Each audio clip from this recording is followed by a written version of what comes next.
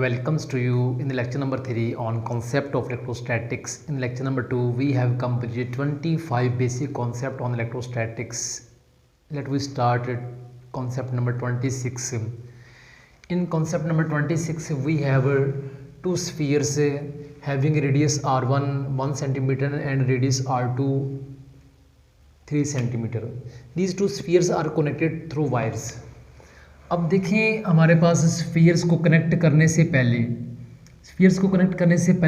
इस स्फीयर के ऊपर -1 माइक्रोकूलम चार्ज है और इस स्फीयर के ऊपर +5 माइक्रोकूलम चार्ज है।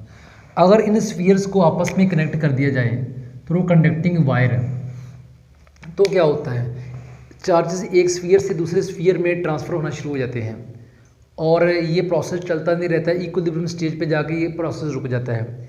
इक्विलिब्रियम स्टेज का क्या मतलब है? क्या इक्विलिब्रियम स्टेजेस पर चार्जेस की मकदार बराबर हो जाती है या इक्विलिब्रियम स्टेज पर पोटेंशियल बराबर हो जाता है?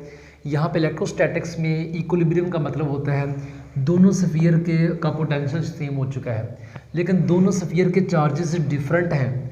अब हमारा क्वेश्चन यही है कि दोनों स्फीयर के ऊपर चार्ज कितना है।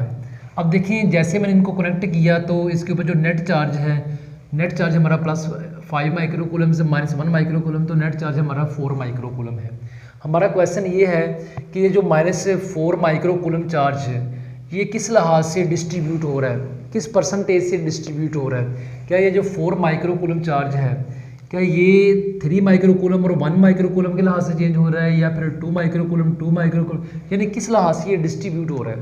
हम इसकी डिस्ट्रीब्यूशन चेक करना चाह रहे हैं कि डिस्ट्रीब्यूट किस लिहाज से हो रहा है।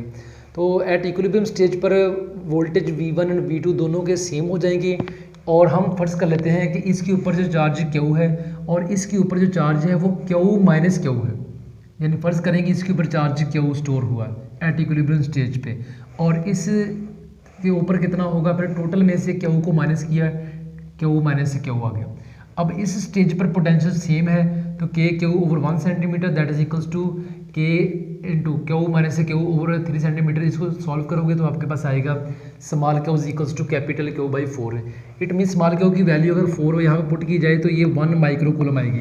इसकी वैल्यू 1 माइक्रोकूलम है। इट मीन्स 4 माइक्रोकूलम में से 1 माइक्रोकूलम इसके ऊपर स्टोर होगा, बाकी रिमेनिंग 3 माइक्रोकूलम इसके ऊपर स्टोर होगा। यहाँ से एक और चीज़ क्लियर हो गई, जो बड़े रेडियस वाला स्फीयर होता है उसके ऊपर चार्ज ज़्यादा स्टोर होता है। यानी अगर दो स्फीयर्स आपस में कनेक्ट किए जाएं इक्विलिब्रियम स्टेज पर जाने के बाद जो टोटल चार्ज होगा नेट चार्ज, उसका जो मैक्सिमम परसेंटेज वो बिग स्फीयर वाले रेडियस के ऊपर होगा, मिनिमम जो है वो छोटे रेडियस के ऊपर होगा। अब नेक्स्ट कॉन्सेप्ट देखते हैं हम लोग, equipotential surface. What are equipotential surface? देखिए हमारे पास एक capacitor plates, positive plates, negative plates. इस डायरेक्शन में इलेक्ट्रिक फील्ड होता है फ्रॉम पॉजिटिव टू नेगेटिव। अब देखते हैं electric field as a potential gradient क्या होता है। Electric field as a potential gradient we know that E is equals to V/D। E is equals to V/D, यहाँ से V potential is equals to E and D। ये हमने पढ़ा हुआ है कि ये जो हमारा पोटेंशियल है ये डिपेंड करता है इलेक्ट्रिक फील्ड पे और डिस्टेंस पे। इलेक्ट्रिक फील्ड पे डिपेंड करता है और डिस्टेंस पे डिपेंड करता है। अगर हम इस डायरेक्शन में मूव करते हैं, पॉजिटिव से नेगेटिव की तरफ अगर हम मूव करते हैं, इलेक्ट्रिक फील्ड की वैल्यू कम होती जाती है, और पोटेंशियल भी इस प्लेट का कम होता जाता है। लेकिन अगर हम इस डायरेक्शन में मूव करेंगे हमारा इलेक्ट्रिक फील्ड भी कांस्टेंट रहेगा, डी भी कांस्टेंट रहेगा। तो ये वाली वो लाइन है जिसके ऊपर पोटेंशियल कांस्टेंट है। इसी लाइंस को हम ऐसी सरफेस को हम बोलते हैं इक्विपोटेंशियल सरफेस है, और ऐसे तमाम पॉइंट्स की सरफेस जिनके ऊपर पोटेंशियल कांस्टेंट होता है और चेंज ऑफ पोटेंशियल ज़ीरो होता है। तो अब हम देखेंगे 2 पॉइंट्स लिए A और B इक्विपोटेंशियल सरफेस के ऊपर। अब देखेंगे वर्क, अगर एक चार्ज A से B की तरफ मूव करता है एक इक्विपोटेंशियल सरफेस के ऊपर, तो इसके ऊपर वर्क कितना होगा। वर्क की value electrostatics Q delta V के बराबर होती है, क्योंकि दोनों का पोटेंशियल VA और VB दोनों बराबर है। इट मीन्स डेल्टा V 0 है, तो यहाँ पे हमारा डेल्टा V 0 होगा तो वर्क 0 होगा। लेकिन अगर एक इक्विपोटेंशियल सरफेस से दूसरी इक्विपोटेंशियल सरफेस की तरफ चार्ज मूव करता है देन पोटेंशियल चेंज 0 नहीं है, देन वर्क नॉट 0। अब देखिए नेक्स्ट हमारा क्वेश्चन देखिए, कॉन्सेप्ट देखें। एक दो हमारे पास पॉजिटिव चार्जेस हैं, एक पॉजिटिव कैपिटल Q है, एक स्मॉल Q है, इनके दरमियान डिस्टेंस R है। अगर इसको इसके गिर्द घुमाया जाए देन कितना वर्क रिक्वायर्ड है। हमें पता है कि इलेक्ट्रोस्टैटिक्स में वर्क जो है वो क्यू डेल्टा बी का नाम है। अब हम देखेंगे क्यू तो मौजूद है लेकिन डेल्टा बी चेक करेंगे डेल्टा बी कितना है, पोटेंशियल कितना है। तो देखें किसी भी चार्जेस के गिर्द जो ऐसी लाइन है, ये सर्कुलर लाइन समझ लें या फिर एक स्फीयर समझ लें, और इसके हैविंग डिस्टेंस आर, ऐसी तमाम पॉइंट्स को हम इक्विपोटेंशियल सरफेस बोलते हैं। तो किसी जो सिंगल चार्ज होता है उसकी इक्विपोटेंशियल सरफेस एक स्फीयर होता है, तो इस स्फीयर के ऊपर पोटेंशियल सेम रहेगा बिकॉज इसका हर पॉइंट पर डिस्टेंस इसका सेम रहेगा। सो पोटेंशियल सेम रहेगा तो डेल्टा बी जो है वो ज़ीरो होगा, तो वर्क ज़ीरो होगा। तो हम यहाँ पे कहेंगे जब भी एक चार्ज को दूसरे चार्ज के गिर्द मूव करवाया जाए तो वर्क ज़ीरो होता है। अब देखिए नेक्स्ट हमारा इक्विलेटरल ट्रायंगल्स के वर्टेक्स पर चार्ज क्यू रखा हुआ है, इसके सेंटर में इलेक्ट्रिक फील्ड कितना होगा। ये जो सेंटर जिसको मैंने ओ से रिप्रेजेंट किया हुआ है, यहाँ पे नेट इलेक्ट्रिक फील्ड कितना है।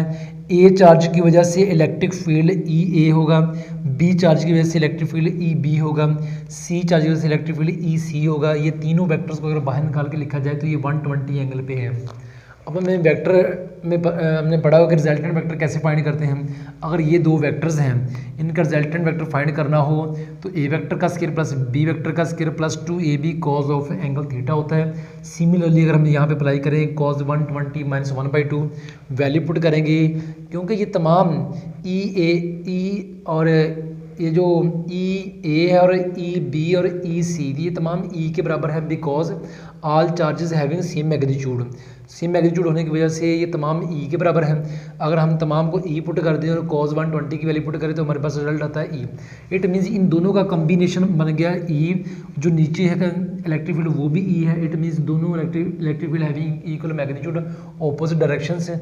Net electric field at the centre of equilateral triangles is zero. अब नेक्स्ट देखें, नेक्स्ट कॉन्सेप्ट है कंडक्टिंग रिंग है हमारे पास से। कंडक्टिंग रिंग के अंदर इलेक्ट्रिक फील्ड हमने पढ़ा हुआ है कि ज़ीरो होता है, लेकिन हमसे क्वेश्चन एक डिफरेंट टाइप में पूछा है कि ए और बी पैच इतना, ए के और बी, इसकी वजह से इलेक्ट्रिक फील्ड ओ पर ई है। यहाँ देखें if at O electric field A B, इस पैच की वजह से ई है, तो बताएं जो बाकी पैच है इसका बाकी पार्ट है इस रिंग का, उसकी वजह से इलेक्ट्रिक फील्ड कितना होगा। We know that electric field at the centre of this ring is zero. So if electric field due to this patch is E, then the electric field from A to B, this longer patch is also E but in opposite directions. वो वाला जो electric field आ रहा है K से O की तरफ आएगा, ये वाला इलेक्ट्रिक फील्ड K से O की तरफ आ रहा है। तो जो ये वाला इलेक्ट्रिक फील्ड होगा A, D, C और B, इसका इलेक्ट्रिक फील्ड इस डायरेक्शन में होगा, मीन्स O से K की तरफ होगा। ये वाला O से K की तरफ होगा, लेकिन इतना ही होगा E। अब देखें next question, for a charge conducting sphere of radius R. हमारे पास एक रेडियस आर का एक चार्ज कंडक्टिंग स्फीयर है। Has electric field E at distance 3r/2 from centre. उसके सेंटर से 3r/2 डिस्टेंस पर इलेक्ट्रिक फील्ड ई मौजूद है, लेकिन फाइंड करें electric field eight r/2 distance पर। देखिए यहाँ पे ये जो 3r/2 है ये क्या चीज़ है, ये जो 3r/2 है ये 1.5r है, ये पॉइंट आउटर है। ये 3r/2 ये आउटर पॉइंट, ये स्फीयर के आउटर पॉइंट है, तो 3r/2 होता है 1.5r।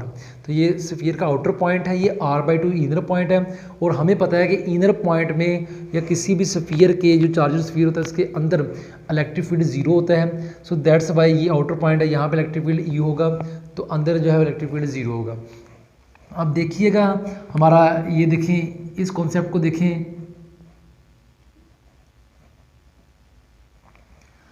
अब फर्ज करें हमारे पास दो चार्ज हैं, एक पॉइंट ए पर क्यू चार्ज है, पॉइंट बी पर क्यू चार्ज है।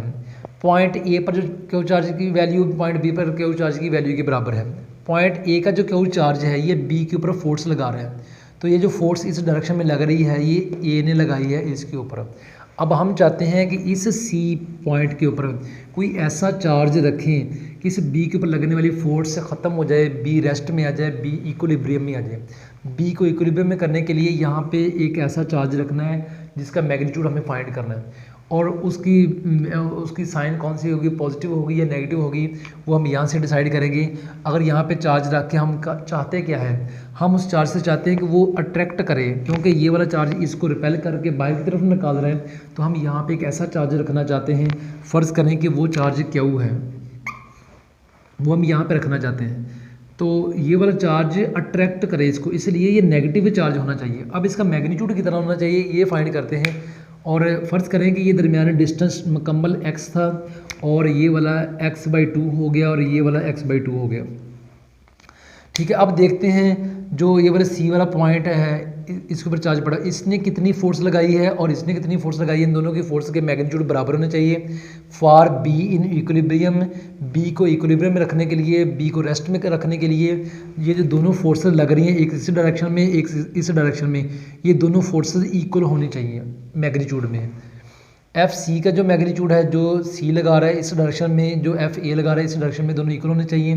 तो FC जो है वो ये वाले चार्ज हैं KQ ओवर x/2 का स्केयर, और KQ क्योंकि FA हमारी इन दो चार्जेस के दरमियान, क्योंकि दोनों चार्ज सेम है, लिहाजा KQ स्केयर ओवर x का स्केयर। अगर इसको हम फाइंड करते हैं तो हमारे पास स्मॉल Q की वैल्यू कैपिटल Q/4 आती है। नेगेटिव साइन हमने इसकी वजह से लगा दिया इसके साथ, कि यहाँ पे हम वो चार्ज रखेंगे जो इस चार्ज का 1/4 टाइम होगा। अब नेक्स्ट देखें, नेक्स्ट हमारे पास एक ये सॉलिड स्फीयर है। सॉलिड स्फीयर के ऊपर चार्ज -50 इलेक्ट्रॉन है, और ये हमारे पास एक हॉलो शेल है जिसकी आउटर सरफेस के ऊपर चार्ज -50 इलेक्ट्रॉन है। अगर इसको इसके अंदर रख दिया जाता है, यहाँ पे जैसे इसको इसके अंदर रखेंगे तो यहाँ पे इलेक्ट्रोस्टैटिक इंडक्शन की वजह से +50 इलेक्ट्रॉन चार्ज आएगा इसकी इनर सरफेस पर, और इसकी आउटर सरफेस पर ऑपोजिट चार्ज आएगा -50 इलेक्ट्रॉन, और -50 इलेक्ट्रॉन ऑलरेडी मौजूद है, तो ये टोटल मिलकर -100 इलेक्ट्रॉन आएगा। अब देखिए नेक्स्ट हॉलो मेटेलिक स्फीयर है हमारे पास। ये एक हॉलो मेटेलिक स्फीयर है, नॉट अ रिंग, ये हॉलो मेटेलिक स्फीयर है। इसकी सरफेस पर Q चार्ज है और इसकी सरफेस पर पोटेंशियल फाइंड किया वो 10 वोल्ट है। हमसे पूछा हुआ है कि इसके सेंटर में कितना पोटेंशियल होगा। तो हमें याद रखना है किसी भी स्फेरिकल जो स्फीयर होता है, कंडक्टिंग स्फीयर होता है, हॉलो हो या कंडक्टिंग, हॉलो हो या सॉलिड हो, उसके सेंटर में भी उतना ही पोटेंशियल होता है, उसकी सरफेस पर भी उतना ही पोटेंशियल होता है। तो यहाँ पे आ जाएगा 10 volt. Potential at the centre and also on the surface of the sphere is equal, ये इक्वल हो गया। अब न्यूट्रल स्फीयर की बात करते हैं। न्यूट्रल स्फीयर को हमने एक इलेक्ट्रिक फील्ड के अंदर रख दिया गया है। कैपेसिटर की प्लेट्स के दरमियान इलेक्ट्रिक फील्ड वर्टिकली डाउनवर्ड था, हमने एक न्यूट्रल स्फीयर को इनके अंदर रख दिया है। यहाँ पे 3 केसेस डिफरेंट दिखाए हुए हैं कि रियलिटी में क्या होगा। कि एक तो ये है कि ये स्फीयर यहाँ पे रखा तो सारे का सारा इलेक्ट्रिक फील्ड स्फीयर की तरफ आया, उसके बाद बाहर चला गया डायरेक्टली। ये है इसमें स्फीयर के अंदर इलेक्ट्रिक फील्ड एंटर हुआ, उसके बाद बाहर निकल गया। अब ये है इसमें इलेक्ट्रिक फील्ड ने कर्व बिहेवियर शो किया। तो एक्चुअली इलेक्ट्रिक फील्ड ऐसा कर्व बिहेवियर शो करता है, तो इसका आंसर ये वाला होगा कि इलेक्ट्रिक फील्ड इस तरह का कर्व बिहेवियर शो करता है। इलेक्ट्रिक फील्ड इस न्यूट्रल स्फीयर के अंदर से पास नहीं कर सकता। अब देखिए नेक्स्ट हमारे पास से ये एक हमारे पास एक हॉलो सिलेंडर है। हॉलो सिलेंडर हमें सामने से ऐसे पाइप नुमा नज़र आ रहा है, ये हॉलो सिलेंडर है। जैसे ये एक हॉलो सिलेंडर है, ये अंदर से हमें नज़र आ रहा है। इसकी 2 सरफेस हैं, एक ये अपर हाफ है, ये एक लोअर हाफ है। हमने ऐसा किया, हमने इसकी अपर हाफ को पॉजिटिव चार्ज दिया, इसकी लोअर हाफ को नेगेटिव चार्ज दिया, और उसके बाद हमें देखना है कि इलेक्ट्रिक फील्ड कैसा होगा। इलेक्ट्रिक फील्ड का बिहेवियर इस तरह का होगा, इसका पॉजिटिव चार्ज से निकलेगा और इस तरह रिंग की शक्ल तैयार करेगा, और एक इलेक्ट्रिक फील्ड इसमें से सीधा निकलेगा, एक इधर से एंटर होगा। ये इसकी प्रॉपर डायग्राम है। MCQs में डिफरेंट टाइप्स की डायग्राम दी हो सकती हैं। अब देखिए नेक्स्ट हमारे पास है stay time of the charge sorry, stay time of the charge. अब हम देखना चाहते हैं कि हमारे पास 3 डिफरेंट शेप्स के कंडक्टर्स हैं, इनको इंसुलेटिंग रॉड के ऊपर रखा हुआ है, और इन 3 शेप्स के ऊपर हमने सेम चार्ज दे दिया है। अब हमारा क्वेश्चन ये है कि किसके ऊपर चार्ज का लाइफ टाइम ज़्यादा होगा, किसके ऊपर चार्ज ज़्यादा स्टे करेगा। अब हमारा क्वेश्चन ये है, हमें पता है कि चार्ज जो है वो स्फीयर के ऊपर यूनिफॉर्मली डिस्ट्रीब्यूट करता है, लेकिन बाकी सरफेस कोई भी हो, जैसी भी हो, नोकदार हो, जो हमारा चार्ज होता है वो उनके नोकीले सिरों पर इकट्ठा हो जाता है। लिहाजा चार्ज हमारा लीक करता है नोकीले सिरों के ज़रिए।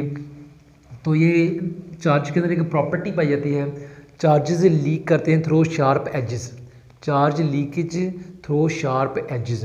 चार्ज जो है वो शार्प एजेस के ज़रिए लीक करते हैं, यहाँ पे ये ज़्यादा इकट्ठे हो जाएंगे तो ये यहाँ से इसका लाइफ टाइम कम होगा, इसके ऊपर भी इसका लाइफ टाइम कम होगा। तो सबसे ज़्यादा इस चार्ज की स्टे कहाँ पे होगी, वो स्फेरिकल सरफेस के ऊपर होगी। तो इसका आंसर ये है। हमारे पास तीन शेप्स दी हुई हैं, स्फीयर, पियर्स एंड सिलेंडर्स। तो हमसे पूछा हुआ है कि चार्ज का जो मैक्सिमम स्टे टाइम किसके ऊपर होता है, चार्ज का maximum stay time spherical shape के ऊपर होता है। थैंक यू सो मच, अल्लाह हाफिज़।